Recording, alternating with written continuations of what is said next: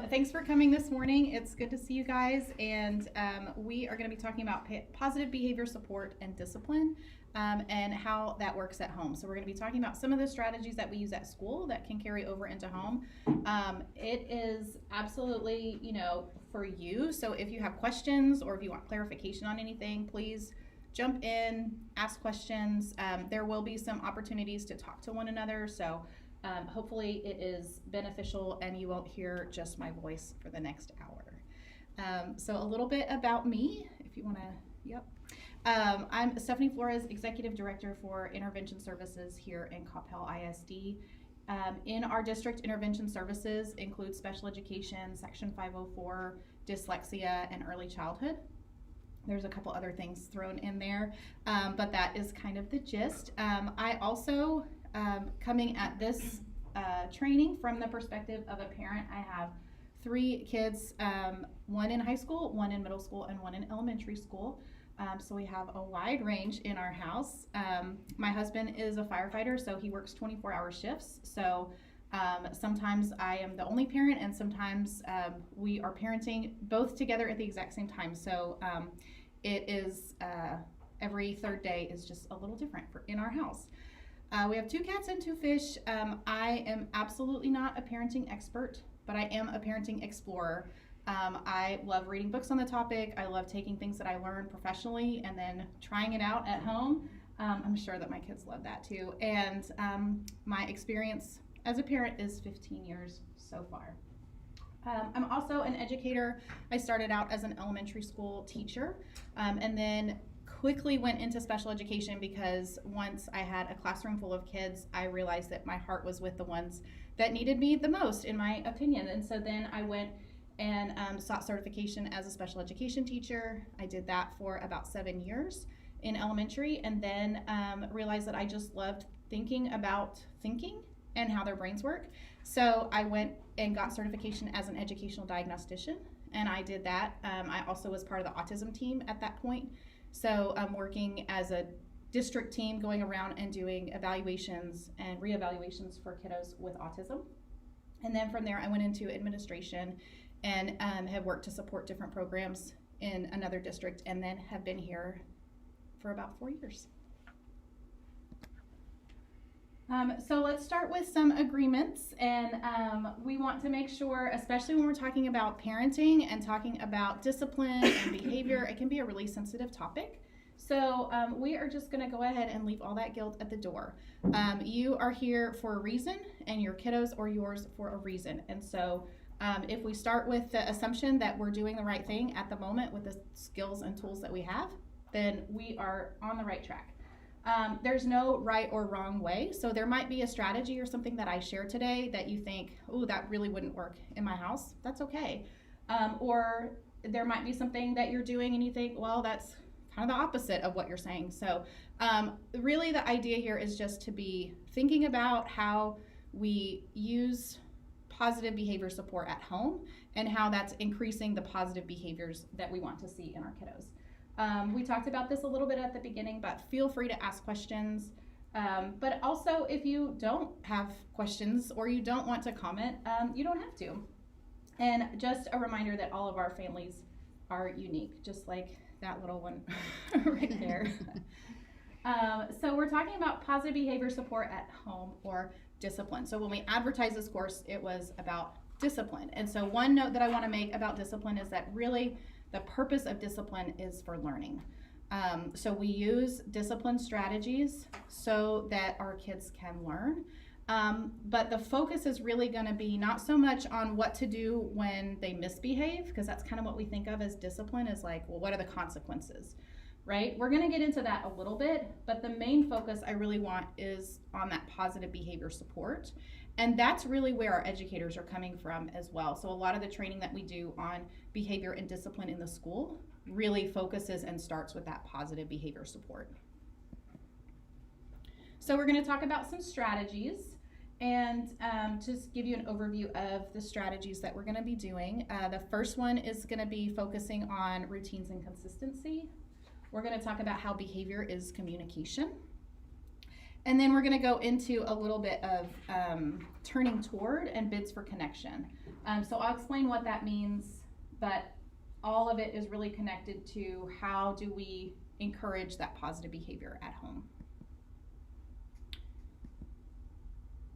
Lots of transitions on that one. Okay, so let's start with routines and consistency. And what we want to do when we're thinking about routines and consistency is we want to model expectations. And so the first strategy there is to have visual support. We want to make sure that we see or we're showing what we want to see. And so even in this room, we have pictures up of how the room needs to be set up. We have a lot of people that come and use this space. And sometimes it's frustrating when you come in and you think that you're ready to go and then it's kind of a mess. And so we added visual supports to the wall so that anybody who comes in knows this is how, when you're finished here, this is what we expect. You might have something like that at home. You might have pictures of coats and backpacks where you want the coats and backpacks to live, or a picture of shoes where the shoes need to go. A lot of visual support in the home could really help to just kind of guide the expectation. We also want to start with a positive frame. And so with this one, we want to, we're thinking about how we can encourage behavior by saying it in the positive. So if we're always saying, don't jump on the bed, keep your shoes off the couch, don't run, all of those things, then we are only saying what we don't want to see. There was a study that was done, and they had a group of lifeguards, and the lifeguards would blow the whistle, and if the lifeguard said, don't run, the kids would stop and look because of the whistle, and then they would keep running, most of them. If the lifeguard blew the whistle and said, please walk, the kids would stop and look at the lifeguard and start walking. And so when we give our kids an expectation of what we do want to see instead of what we don't want to see, then the outcomes are going to be better. So I was thinking about this with my own little guy. He really loves Nerf guns and shooting them in the house. And so I was saying to him, and realized, especially when I was kind of preparing for this, that I'm saying, don't shoot them from upstairs. Don't shoot the darts from upstairs. What I really wanted to say, and what I switched it to, was don't get the dart, or the darts need to stay on the ground. The darts need to stay downstairs, because what was happening is he was shooting them from the upstairs, and then there's this like big light thing, and he was getting them in the light. And so then it was, the dart guns need to stay downstairs, or you need to shoot the dart guns down the stairs instead of like into the into the light. So when you think about setting up the expectation of what you want to see instead of what you don't want to see, it's just a small shift that can make a big difference. And then another strategy we use a lot, and we're going to talk about it a little bit later too, is the first then strategy. And that's where you say, first you need to do this, then you can do that. So a lot of times we think about that as the expectation and the reward. So first, put away your clothes, then you can watch TV. First, help me with the dishes, then you can go play Legos. So it's really thinking about what is that they're kind of working towards. And depending on, your kiddo at home and what kind of delayed gratification they can tolerate, that reward could be bigger or small. So you might think about some of our kids at school need reinforcement really often. And so you might be breaking it into a lot of really small parts where, another kiddo could go for a whole hour and know, when this hour is up, or when I do this, when I work on my homework and finish 3 homework assignments, then I can have this reward. It really just depends on what that kiddo is working for. And you might know your kid, doing an hour of work for a reward at the end, like we're not ever going to get there. We might need 5 minutes and then a short little break. We might need 2 minutes and then some positive reinforcement, just verbal. So it doesn't always have to be a token. It doesn't always have to be candy. It doesn't always have to be iPads. But just think about what is it that they can work for and what's that capacity. First this, then that. And you can pair that with the visual support. So having even, just a picture of what that reward is. Sometimes we'll do it where we laminate maybe a file folder. And Sarah is a whiz at making things like this if you want something, to make and take it home.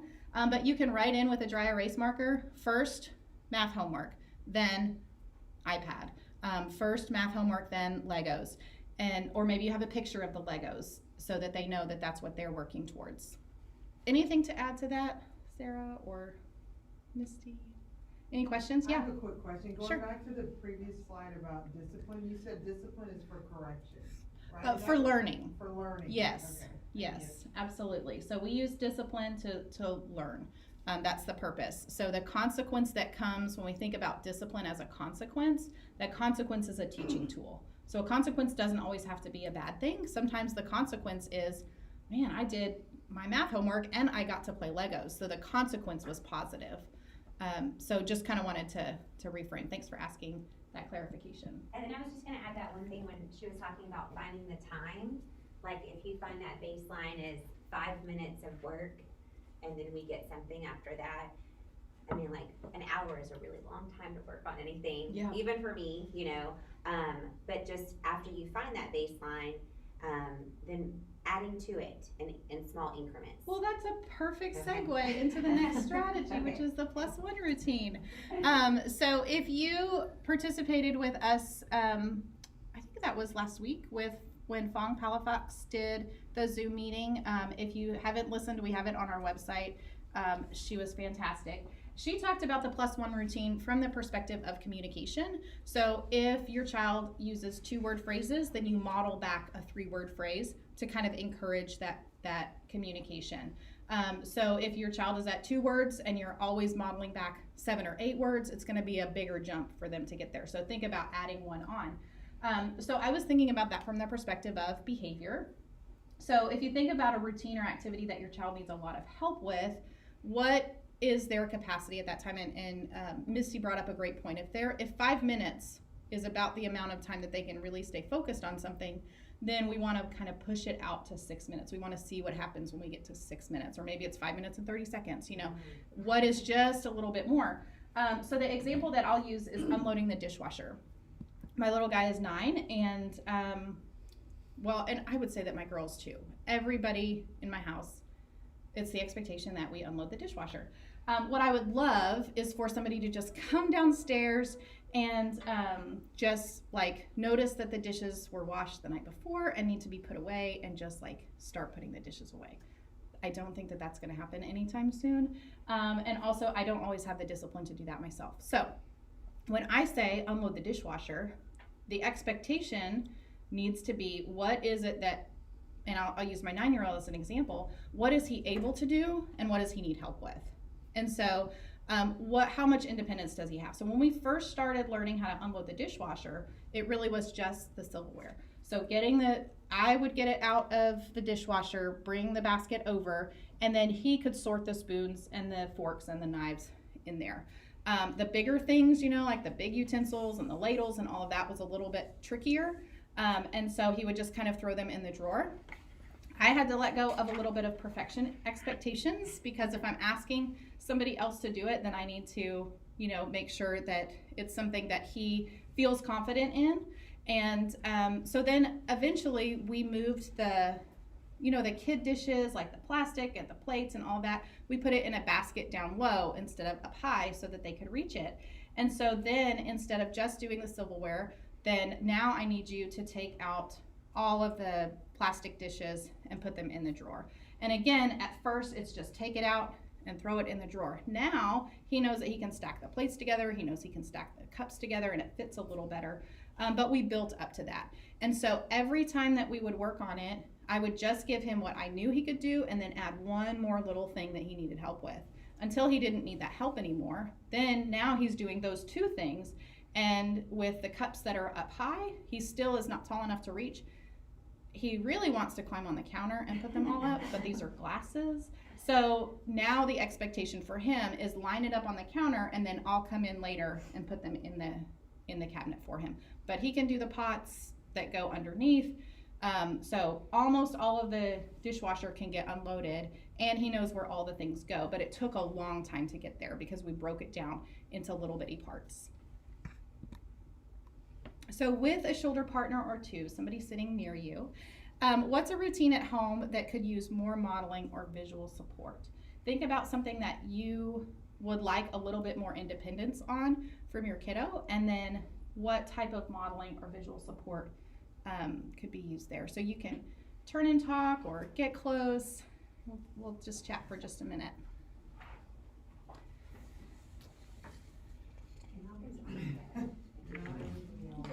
I know, and I am the one that was emailing you yesterday. I'm a mistake. Oh, yeah. Nice to Ready meet to you. do.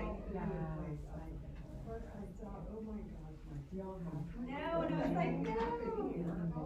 Yeah, I think we have, I visual, calendar, like kind of the first thing, their little times. First we eat breakfast, but we haven't, right now, using I'm the same with you. it's like, he can sort them, but can't fold, he can unfold, but not fold. Yeah. I want to, It's a little tricky. see like what kind of little. Clothes. Yeah. Then, I mean, usually brush them, then they step by step, it's like a little token. So, I wonder if a picture of what, and you know, shirts are kind of hard on the sleeves. And it's just But gonna maybe you start with, you know, the underwear goes in one pile and the socks go in one pile. Like maybe it's about sorting the piles first. It's nervous about. And then it's gonna take down And all the so, pants. we were talking about that last night. Up, Oh, yeah. over, and maybe get a picture of what it should look like when it's folded. Okay. Maybe pick Brush one your time, You know, you like. know, instead of pants and Now shorts. put your shoes on. Maybe put some pants. But, Morning right, roll at the beginning. I don't think they're learning how to do that, like, I don't know. Slowly build up. Yeah, and you build it up Do a with little the bit time. more work with Absolutely. the visuals. It's gotten better.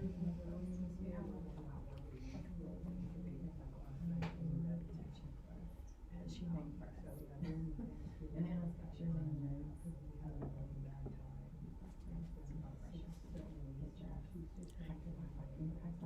Good, how are you? It's nice to see you. Oh,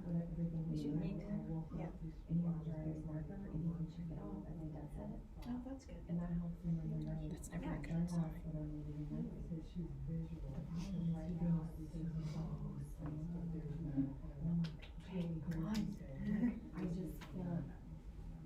need to like go in another room. Yes. But if I go in another room, it'll take even longer to feel. Okay, does anybody wanna share out, either a routine that you talked about, maybe that you're already doing, or something that you wanna add in?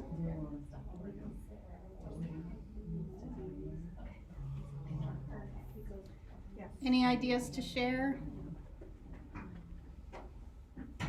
We talked about getting ready in the morning. Getting ready in the morning, that's a good one, yeah. Yeah, so thinking about what are we doing right now independently? And then what's kind of the next step, what can we add on to it? So, you might be thinking, what does a routine have to do with discipline or with behavior?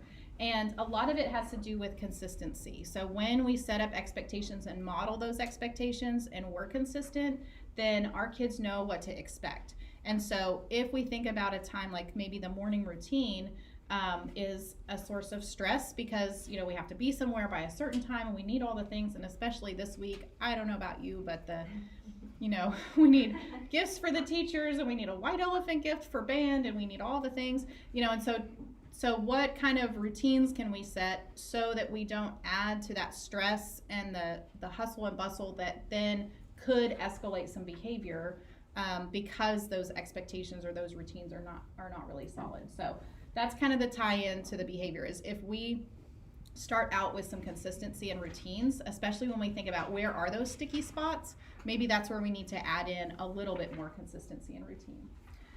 The next topic that we're going to talk about is how behavior is communication. And so when we talk about communication, we're not only talking about spoken language.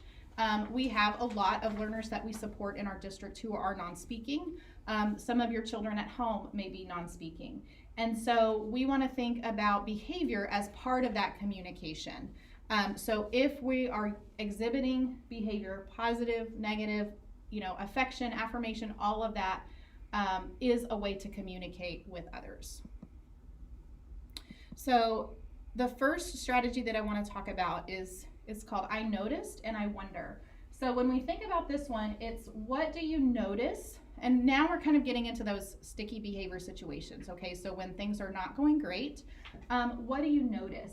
So if you notice that whenever we take the iPad away, then there might be some yelling or screaming or shut down behavior.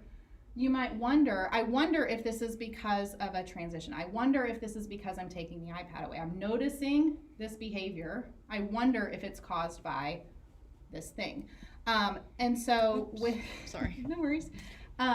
So we're going to practice that in a little bit, but I want to kind of start with that strategy that we're not always thinking about correcting the behavior right away. Sometimes it's really important to step back and say, okay, what am I really seeing, hearing, noticing, and what do I'm going to get curious about that. I'm going to wonder, why is this happening?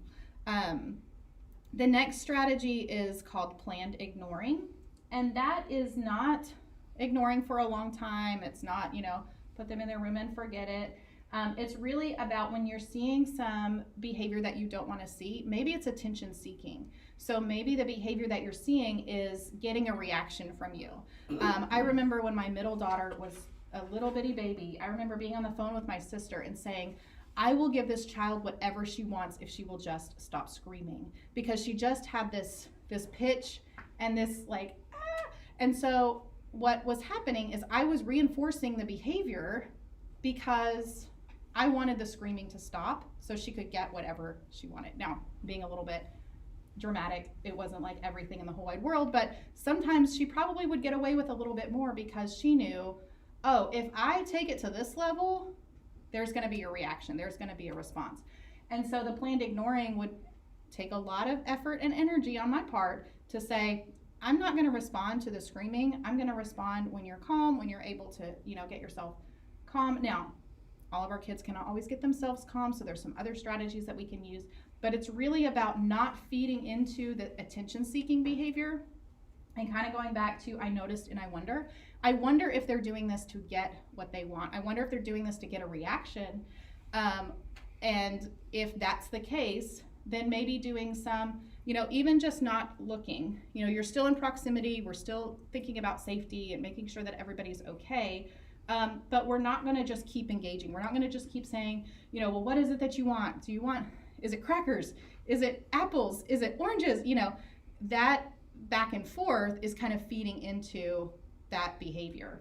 And so planned ignoring would be, I'm not going to respond until your behavior subsides or the screaming stops or the, whatever it is, we're going to ignore it because we know that it's to get more attention. And two, like you said, it's planned. It's at a time where you're able to do that. Safety is not a concern. And as soon as it gets back to a little bit more regulated, it's immediate. Okay, now you're ready. What do you want, this or this? Yep. Or Yep. It's planned. It's not intentional ignoring. It's not leaving in the house and going away for 30 minutes. It's in the moment in a planned situation where you have the capacity to do that. Mm-hmm. Yeah, good point. And sometimes just not giving eye contact is enough for that planned ignoring, because what they're trying to get, it's not working. So then they try something else, which may be, maybe if I stop screaming. And then that's when you're immediate. You're right. You're just get right back in. And so then you're reinforcing the calm down instead of the escalation. Cool down is going to look different for different kids, and it's going to look different in different houses too. But the idea here is that we don't want to keep escalating the behavior. And so sometimes we as parents need a cool down. We need to kind of take a step back before we engage or before we try to correct the behavior. And we know that we can't learn anything new. So if discipline is about learning, we really can't learn things new when we're at this heightened state. Okay, so that kind of leads into the simple language. If we're trying to correct behavior with a lot of language, our kiddos are not processing it. And think about a time when you maybe were really angry, or really upset, or maybe really sad. If someone's trying to maybe make you feel better, they might be using a lot of words. Do you remember anything that that person said if you were really angry at the time? Probably not, because you're still kind of in your own head thinking about your own emotions. And so when that happens, we want to use really simple language. And so an example there might be to say, deep breaths, deep breaths, deep breaths. So they might not take a deep breath the first time that they hear that, right? But if that's the only language that you're using at the time, deep breaths, then you're not flooding it with, you need to take a deep breath, you need to calm down, remember your strategies. The counselor at school says that if you take 5 deep breaths, then you can really get calm. Like, that's just not really going to help, right? That's just going to escalate things further. So think about 1 or 2 words that you can use calmly and that you can repeat. I'll use my middle kiddo as an example again, but with her, emotions are always, she's a middle schooler now, so we are on the emotional train a lot of the time.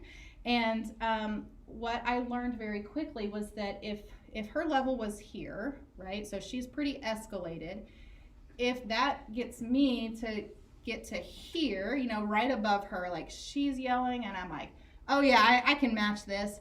Guess what? She's going to take it up a notch, right? And so what I would need to do is take it down. And so if she's upset, she's yelling, she's agitated, then I'm going to try to get my voice calmer than hers, lower than hers, slower than hers, so that then I'm trying to get her to match my tone. I'm getting her to try to match my pace. Because, you know, sometimes I'm like, oh, it's on, right? Like, oh, you're going to tell me that? Well, I got some things to say to you too, child. But when I do that, then I'm encouraging her to keep escalating, keep ratcheting it up. So it takes a lot of discipline on my part to say, okay, I hear you. We can talk about it when you're calm. Now, I can use those kinds of languages, you know, that verbiage with her because she's a little bit older. I might not have used that same phrase when she was little bitty. But now it can be, I'm not having this conversation right now. I'm not having this conversation while you're treating me like this. I'm not having this conversation right now. And so then that's all I'm saying. And I'm repeating it. And I'm just like trying to get it lower. And now she can come back around and we can have that conversation. I really didn't appreciate the way that you were talking to me. And I'm not going to engage with you when you're yelling at me or, you know, all these things. So you can't have that correction in the moment. You really have to have some time pass to be able to come back. But again, thinking about your child and how long that needs to be. With my kiddo, you know, she has ADHD and dyslexia, so she does have some supports at school, but I could talk to her tomorrow about behavior today and she would be able to kind of remember and engage in some conversation. That's not the case with all of our kids. Sometimes it has to be closer to the behavior. If we wait until the next day, they might have forgotten or they might not have the context to kind of go back to that place and really reflect on it. So you'll have to kind of think about what that timeline looks like, and how, you know, we want to make sure that they're calm when we come back around and kind of engage again and kind of use that as a learning experience.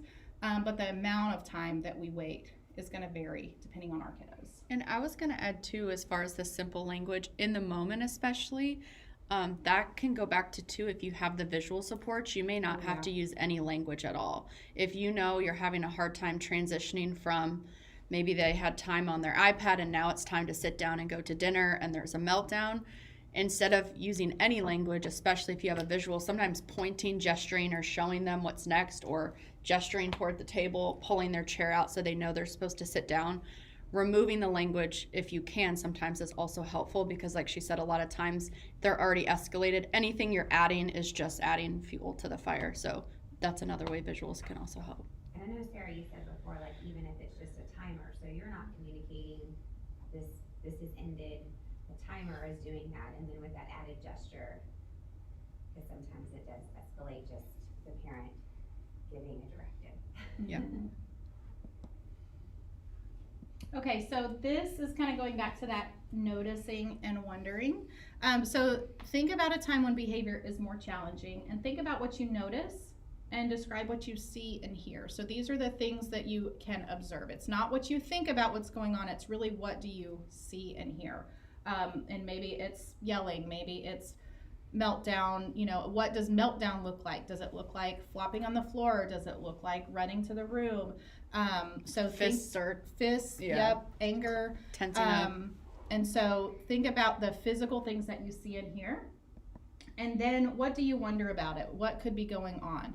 If we're seeing fists balled up, we're seeing, you know, kind of crouched down, we might wonder, are they angry, right? We can't see anger, but we can see balled up fists. We can see, you know, we can hear an aggressive tone in the voice. And so we might wonder, are they angry? And so the example that I use is, I wonder if he's hungry. So if there's a lot of whining, a lot of, you know, lethargic. And so think about practicing with a sentence starter. I noticed balled up fists and, you know, loud tone. I wonder if this is making my child angry. And so we're not going to practice it out loud, but that is something that the next time that you have kind of a challenging moment, I would encourage you to kind of sit back and think, what do you notice and what do you wonder about what's going on? And so we'll skip this too, just so we can get through all the strategies, but we could come back to it later. What are some ways that your child is using behavior to communicate? And then think about something that's already working at home. And so if we have some time at the end, I would love to hear from you. What are some strategies that are working? Are some of these things that you're already doing? Or maybe there's something else that we haven't brought up. Okay, we're gonna move into this section on bids for connection. And when we're talking about, Go back. we're gonna do this activity before I Okay. tell you even what it is. So you're gonna need a partner, and the person with the youngest child is gonna be partner A. If you have the same children, you just get to pick who's partner A. And then the other person is gonna be partner B. Okay, so partner up, find a buddy or two. You can do groups of 3 if you'd like. Do you guys, everybody have somebody? Go together? Yeah. Or Misty, you wanna do it too? Well, I didn't know if y'all wanted to split up. I think that's okay. Yeah, Yeah, okay. yeah. And then, yep. Okay, so person A, you are going to answer this question. What is the best parenting advice you received? Who did you learn it from? And what impact has it had on you? Raise your hand if you're partner A. And the oldest one goes, Okay. or the youngest one? The person with the youngest kid is partner A. Okay? Okay, so partner A, you're going to talk about the best parenting advice you received, who did you learn it from, and what impact has it had on you. Partner B, I want you to listen with all your might. I want you to make sure that your partner knows that you are engaged. Okay? So go ahead.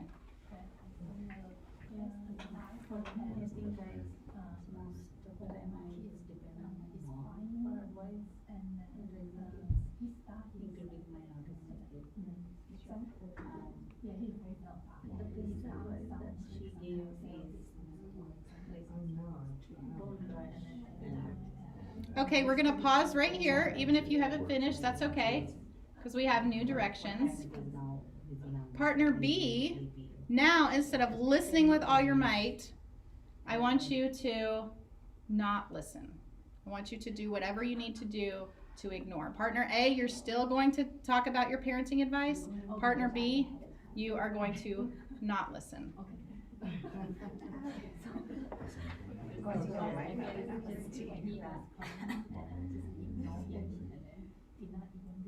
think it helps and it doesn't like the Yeah, I see a lot of looking down at the phone. Okay, you can stop. That part's awkward. Okay, head Doesn't back to feel your good. seat, and then go ahead and advance the slide, and we'll talk about all of that. So, what did it feel like to be heard?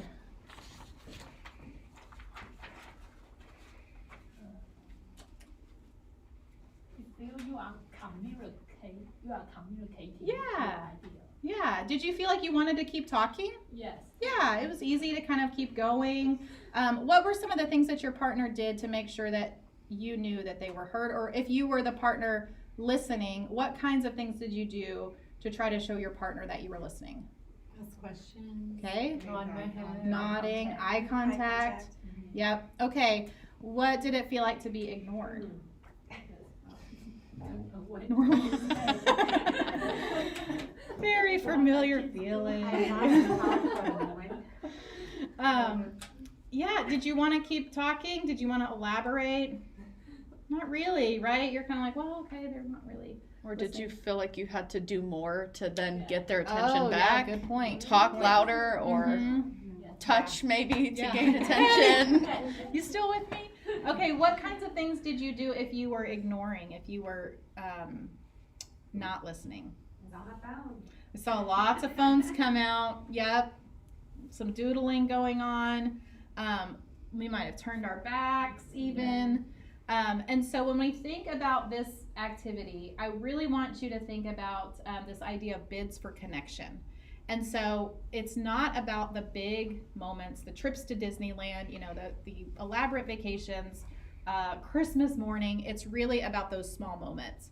And so you can hop to the next one. So when we think about those small moments of connection, what we want to do is turn towards those connections. We want to turn towards those bids or those asks for engagement. So the same kind of strategies that were absolutely, you know, normal for you when I said listen with all your might, turning towards that person, making eye contact, nodding along. Not one person in that first section had their phones out, right? So if we're listening, we don't have our phones out in front of us. We think that we're really great at multitasking, but it's a myth. We're really not. And so even just the simple act of turning the phone upside down and turning towards the person, it might be 2 or 3 seconds of, hey, I have this question for you. Okay, here's the answer. Back to it. And then we're back to our phones. I have a very dear friend who has 4 children. The oldest one is in high school and the youngest one is in kindergarten. And we get together a lot for, our families get together a lot. She lives in Colorado, so we don't see her all that often. And she was telling me that her kids know, and her husband was kind of joking about it too, her kids know that if she's on her phone, they can ask for anything. And so, you know, she was like, they'll be doing something and Chris, her husband, will be like, why are you, you know, making French toast? And he's like, oh, Mom said I could. And he's like, oh, okay. And she's like, well, she just answers the question. Can I make French toast? Sure, yeah, go ahead. And so she's been really working on it because she noticed that her kids are picking up on that too. Like, I can pretty much get whatever I want. And I mean, they're, you know, pretty good kids for the most part, but making a huge mess in the kitchen and the syrup and all the things. And he's like, what is going on? Well, Mom said I could. Oops, I guess I did. And so think about ways that we can just put away the distraction just for a little bit to have that little moment of connection. And then it has to be an authentic response as well. So it really needs to be not just, yeah, nodding your head, but how can we really engage? So listening with empathy, not using judgment in that moment. So it's really, if the goal here is connection, then it's really about how can we just make that small moment of connection. Did you have a question? How do we do this with the nonverbal cues? I think that the eye contact is good. And so the question was, how can we do this with nonverbal or non-speaking kids? Even just, you know, turning towards and putting a hand on the shoulder, or getting down to where they are instead of standing above and looking down. If you're noticing that they're wanting that connection, maybe they bring you a toy or they bring you something to look at, or they might be even taking your hand and guiding you to what they want to see. Just take that moment and just go with them.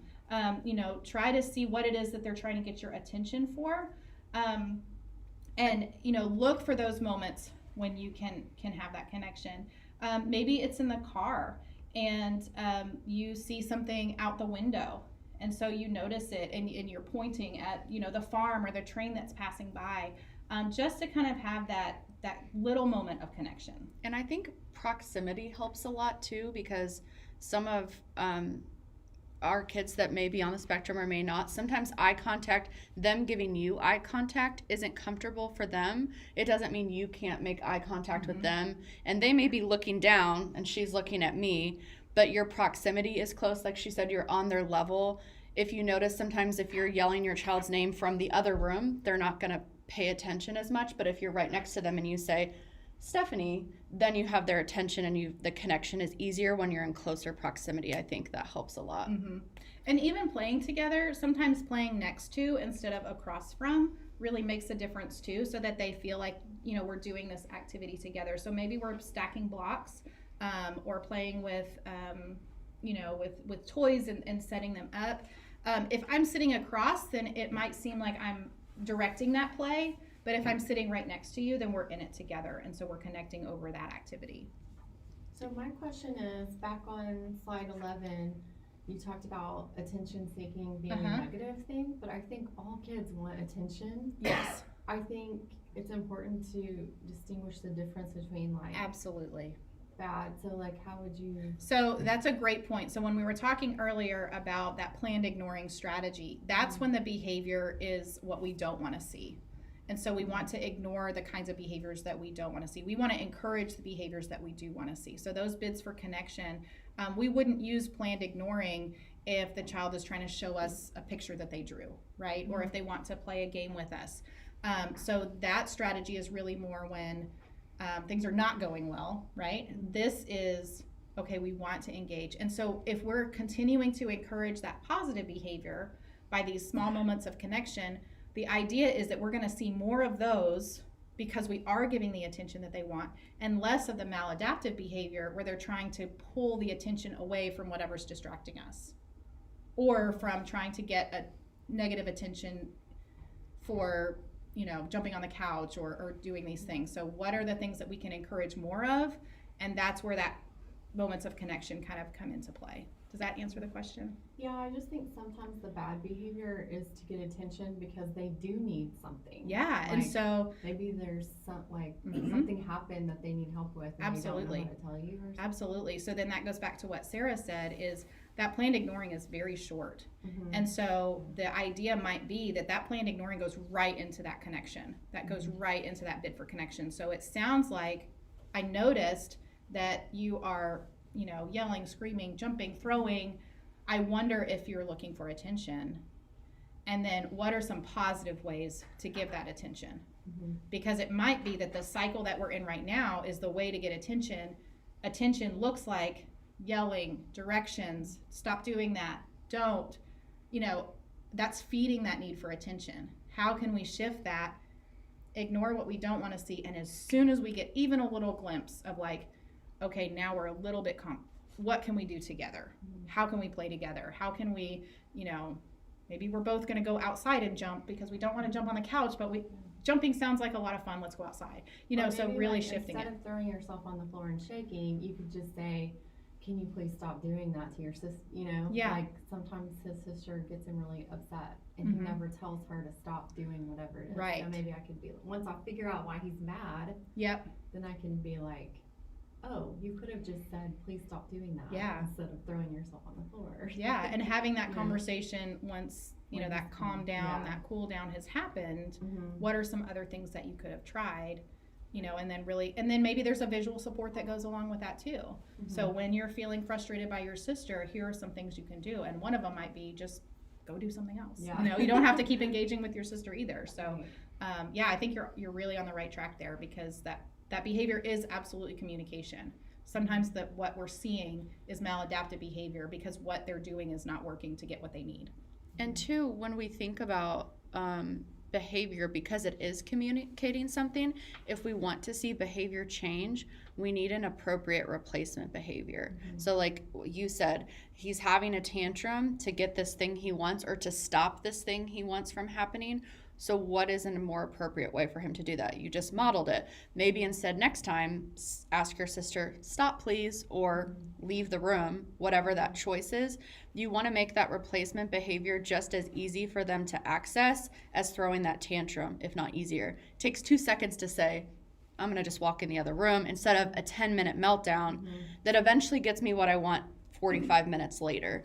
So we find the replacement for, like she said, the maladaptive, and we want to make it easier, and it's serving the same purpose.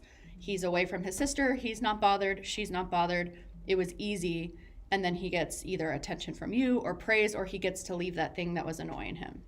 And I would say, have that conversation like when nothing bad is happening at all. So like, say you come home after school today, hey, I learned something, I wanted your feedback on this. Or say, you know, I had a little kid and he would, in class, just jump up and ask me like random questions that he knew the answer to all the time. You know, like, what's today, or what are we doing next? And he just would know. And so I asked him, I said, do you just need like a break for a second? Is that why you're because I know that you know all of these things. And he was like, I think I do. I said, well, just, hey, I need a break and I need to go spin around and go get a drink of water and come back and I'm good. And I wasn't angry with him. He knew I wasn't upset with him. So maybe if you have it when nothing is happening at all and just said, you know, what do you think about this? And so then he is already calm Right, in the moment. right, yeah. Well, thank you. Thanks. Okay, so a lot of things that keep us from turning towards are things like our own distraction. We mentioned our phones earlier. Just the busyness of life. I don't think I spelled busyness right. That doesn't look right. It's It's not. I instead of a Y. Spelling is not my strong suit. And then preventing boredom. So sometimes we don't want our kids to be bored. We don't want them to have a whole lot of free time. And so the solution is, well, let's just give them a screen. Let's give them an iPad. That's going to give me 10 minutes. So we're going to dig into screen time just a little bit. So it can be a very, very powerful tool to have an iPad or some sort of device, especially for non-speaking kiddos. Or even if they do have language, it can be a powerful tool for communication. We know that it's a powerful tool for connection. There are folks that you probably connect with through your phone that you're not able to connect with in person. And so we are building relationships and building networks through technology.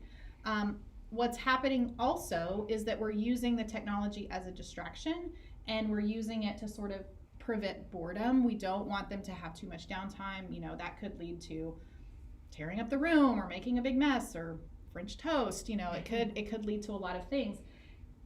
So we really need to be mindful of what we're using the screen time for, what we're using it for, and how we're using it.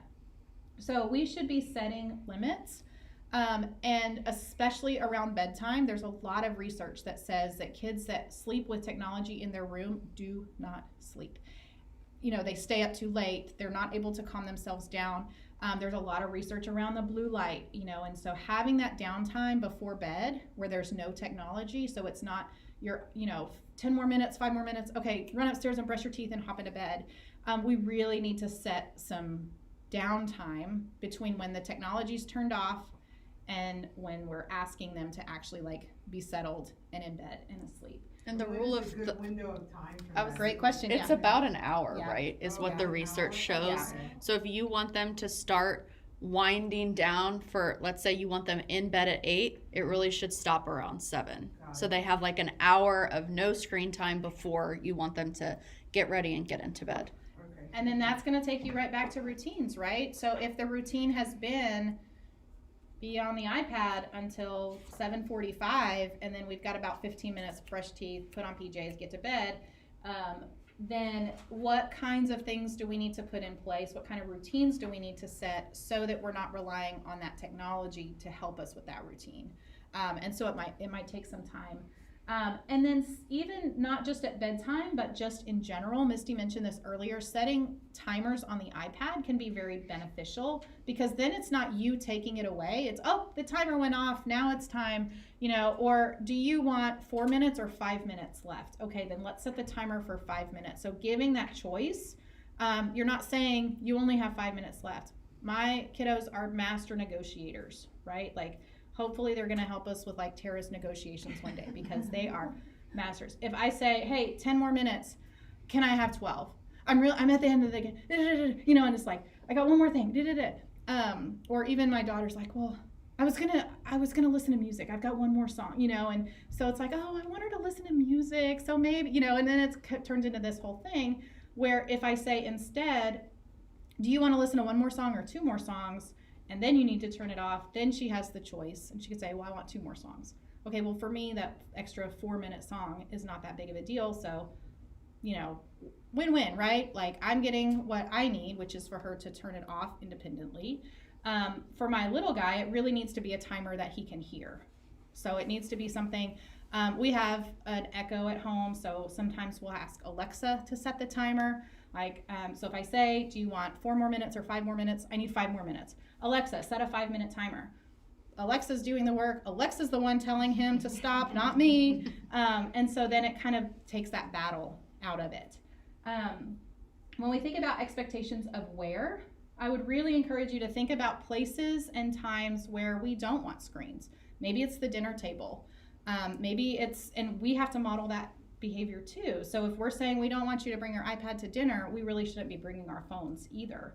And so if it's around meal times, the grocery store, I know that sometimes we need to just get in and get out. And so having a screen, you know, as we're going, but for my kids, they know that they are not allowed to walk and look at a screen at the same time. And so if I see my kids, even in the house, just doing this, I'm like, turn it off. We walk with our technology down at our side. The screen is off. We're not walking through the grocery store with an iPad, you know, just mindlessly following a cart.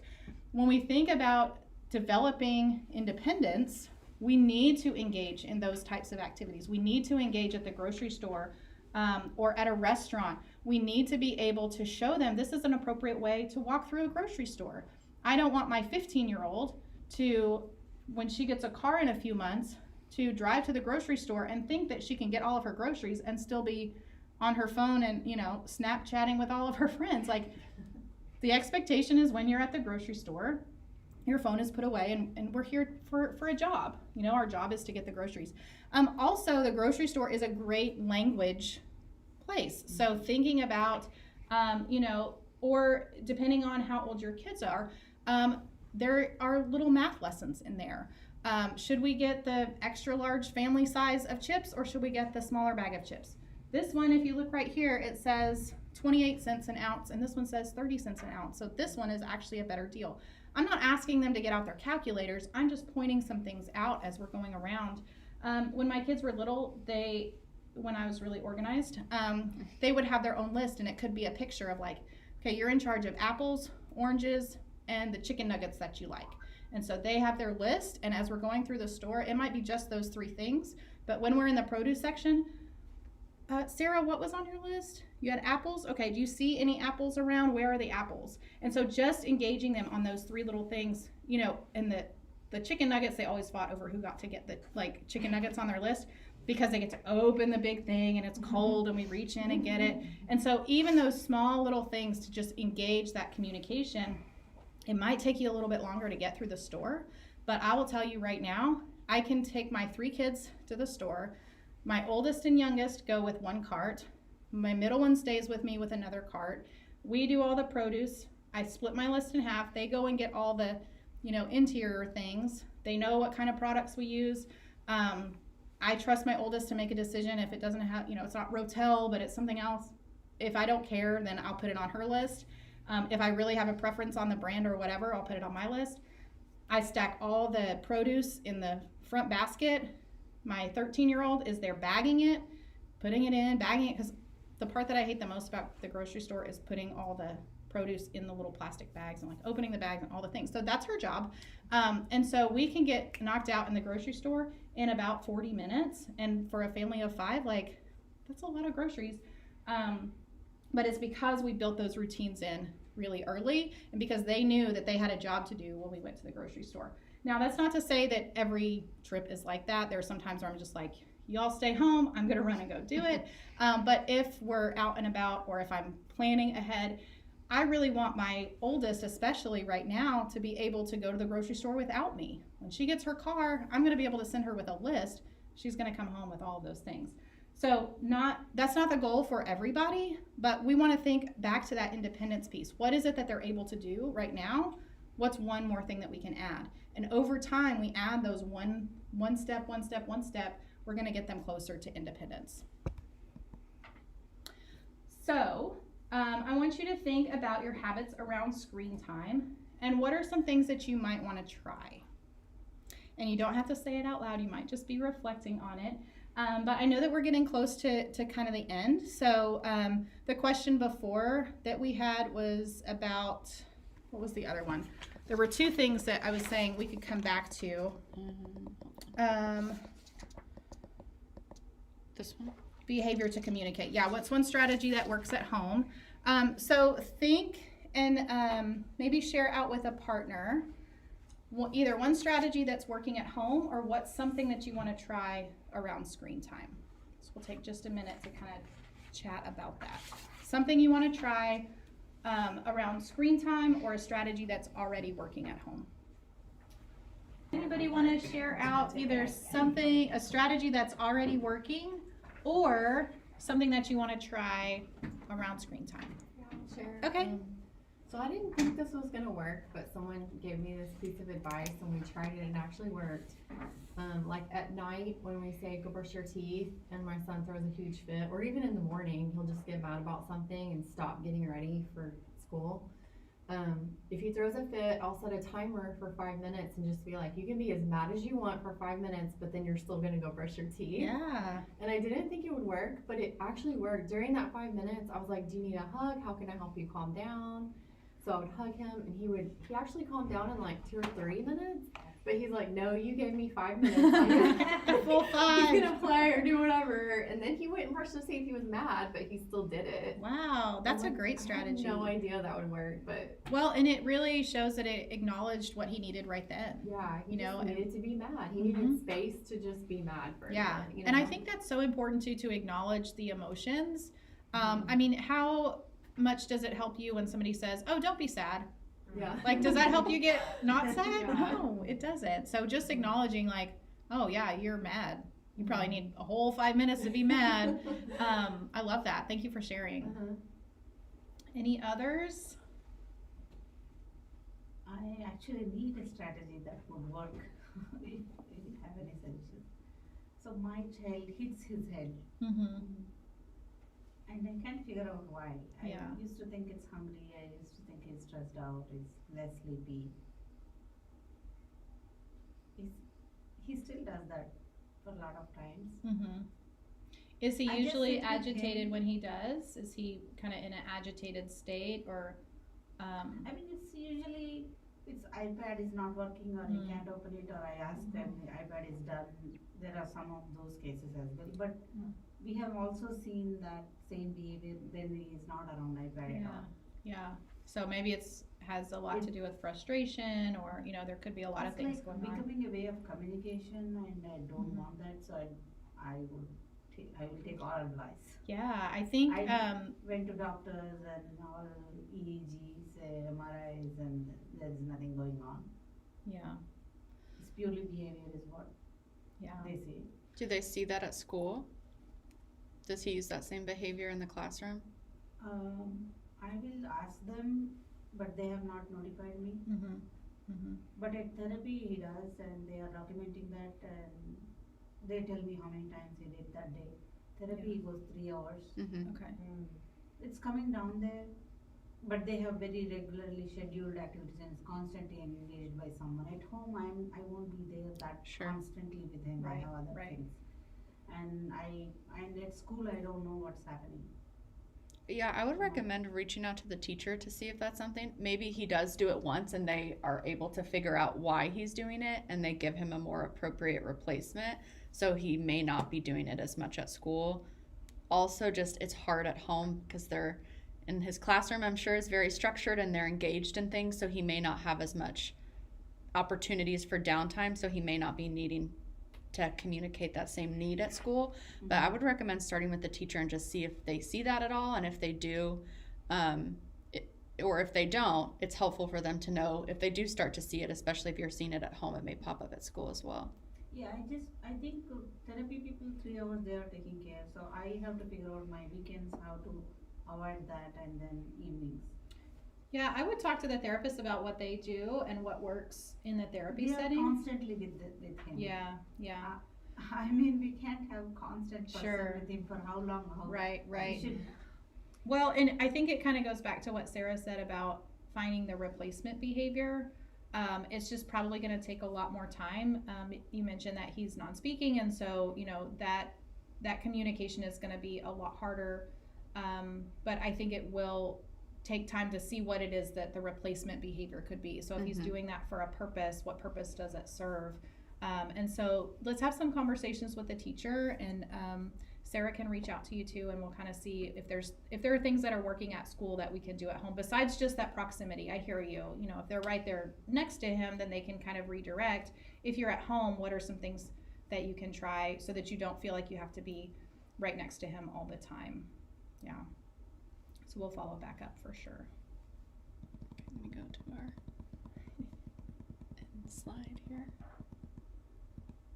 Well, thank you so much for coming. I just wanted to encourage you and help you know that you were made for this gig. This is probably the hardest job you will ever have as a parent, but we appreciate you. And if you have any questions, feel free to reach out. And thanks so much. And we'll stick around if you have any more questions for us.